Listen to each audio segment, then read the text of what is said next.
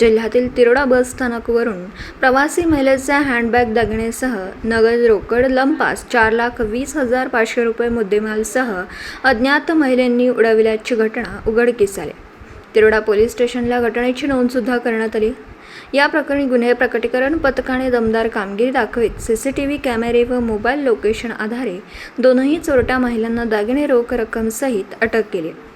भंडारा केसलवाडा येथील फिर्यादी महिलेचे तिरोडा बस स्थानकावरून हँडबॅगमधून 2 महिलांनी दागिने व रोख रक्कम असा 4,20,500 रुपयांचा माल लंपास केला होता। या प्रकरणी 2 महिला आरोपी सोनू रितेश भिसे वय वर्ष 30 राहणार पारशिवनी व दुसरी आरोपी सीमा विजय नाडे वय वर्ष 53 राहणार अजनी नागपूर यांना गुन्हे प्रकटीकरण पथकाने अटक करून दोनही महिला आरोपींना मुद्देमाल जप्त करून कायदेशीर कारवाई करण्यात आली। गोंदियाहून प्रतिनिधी अमरदीप बडगे। दिवसभरातील घडामोडींचा आढावा घेण्यासाठी पाहत रहा N24 मराठी न्यूज चॅनल।